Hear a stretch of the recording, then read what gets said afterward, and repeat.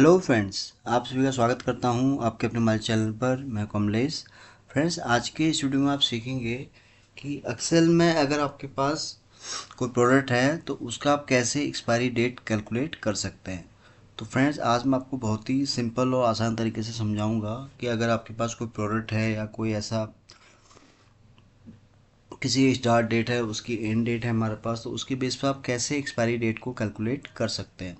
तो friends, video start करने से पहले आपसे रिक्वेस्ट है कि अगर ये वीडियो आपको पसंद आए तो प्लीज़ इसको आप लाइक करें और चैनल को भी सब्सक्राइब ज़रूर करें। तो चलिए फ्रेंड, स्टार्ट करते हैं। तो यहाँ पर पहले तो हम डेटा बना लेते हैं। तो यहाँ पर हम एक तरफ तो रख लेते हैं प्रोडक्ट का नेम आ जाएगा हमारे पास, और एक हम रख लेते हैं यहाँ पर स्टार्ट डेट, यानी कि आप उसे बोलते हैं कि मैन्युफैक्चरिंग डेट भी आप उसको बोल सकते हैं। तो ये हमारा हो जाएगा अगला कॉलम मैन्युफैक्चरिंग डेट का,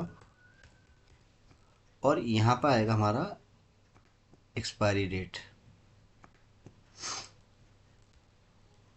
एक्सपायरी, अब एक्सपायरी यहाँ पर हमारे पास मंथ में भी हो सकता है, डेट में भी हो सकता है, ईयर में भी हो सकता है। तो यहाँ पर किसी भी फॉर्मेट में हो सकता है। तो पहले मैं आपको बताता हूँ डेज के हिसाब से हम कैसे उसको कैलकुलेट करेंगे, फिर मैं आपको बताऊंगा मंथ, और फिर मैं बताऊंगा आपको ईयर के हिसाब से।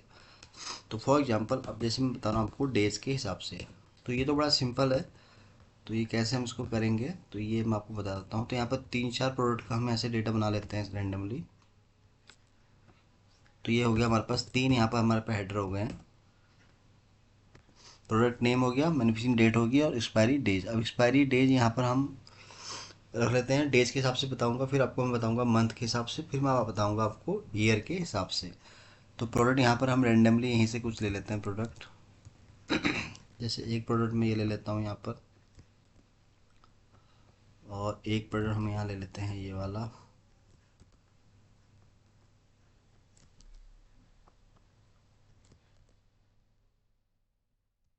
तो 4-5 प्रोडक्ट का ही मैं बना रहा हूँ, नहीं तो फिर टाइम लग जाएगा काफ़ी डेटा बनाने में।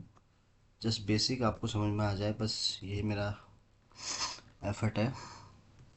तो यहाँ पर केवल 5 ही प्रोडक्ट मैंने यहाँ पर ले लिए हैं। तो ये आगे हमारे पास प्रोडक्ट के नेम। तो इसका भी मैं थोड़ा फ़ॉन्ट साइज इनक्रीज कर देता हूँ। तो ये हो गया हमारा प्रोडक्ट का नेम। अब यहाँ पर डेट लिख लेते हैं हम कोई भी। फॉर एग्जांपल, अभी फरवरी चल रहा है, तो हम यहाँ लेके चल रहे हैं 1 जनवरी 2025, फिर 2 जून, फिर 3 जुलाई, फिर सॉरी 4 सितंबर, और 2 नवंबर। तो ये जितनी भी डेट हैं फ्रेंड्स, सारी ये 2025 की हैं। तो ये हमारा यहाँ पर क्या है, प्रोडक्ट का नेम हो गया, मैन्युफैक्चरिंग डेट होगी, और फिर आएगा हमारे यहाँ पर एक्सपायरी डेज। तो यहाँ पे डेज के हिसाब से बता रहा हूँ मैं आपको। तो ये हो गया हमारा बन गया फॉर्मेट। फॉर्मेट बनने के बाद हम थोड़ा इसको सही से हाईलाइट कर लेते हैं। तो यहाँ पर अब हम एक्सपायरी डेज, अब कितने दिन बाद एक्सपायर होगा, तो उसका हमें फिर यहाँ पर एक्सपायरी डेट यहाँ पर कैलकुलेट करनी है। तो हम यहाँ पर एक कॉलम ऐड करेंगे, एक्सपायरी डेट। ये हमारा फाइनल स्टेप रहेगा। तो यहाँ पर हम नंबर डेज कुछ भी लिख लेते हैं।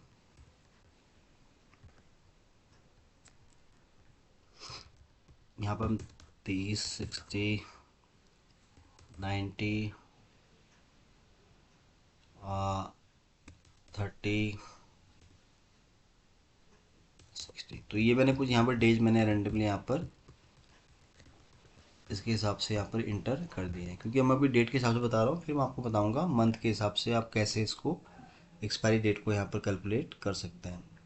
तो यहाँ पर हमारे पास क्या है, प्रोडक्ट नेम आ गया हमारे पास, मैन्युफैक्चरिंग डेट आ गई है। किसी भी प्रोडक्ट की कोई ना कोई मैन्युफैक्चरिंग डेट अवश्य होती है, तो वो हम यहाँ पर देखेंगे उसको।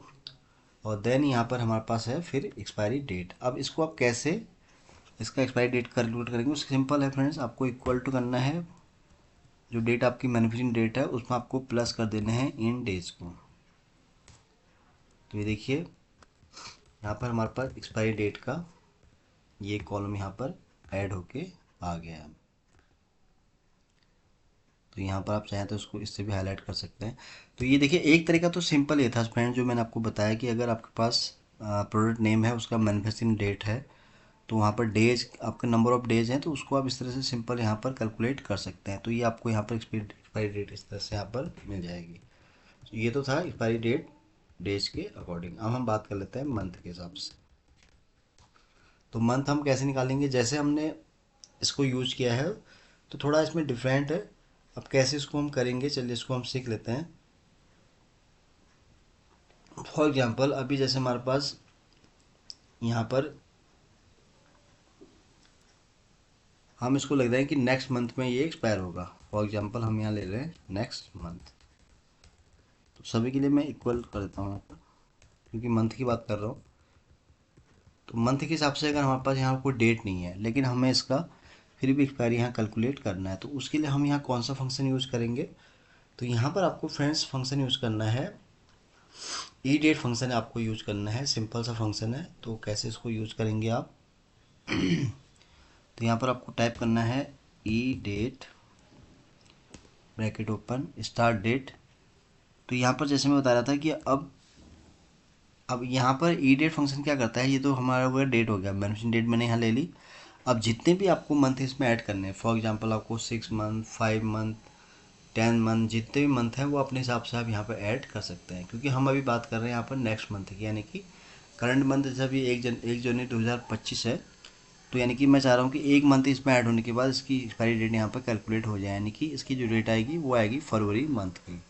तो उस केस में यहाँ पर आप जो मंथ रखेंगे वो रखेंगे 1 इंटर।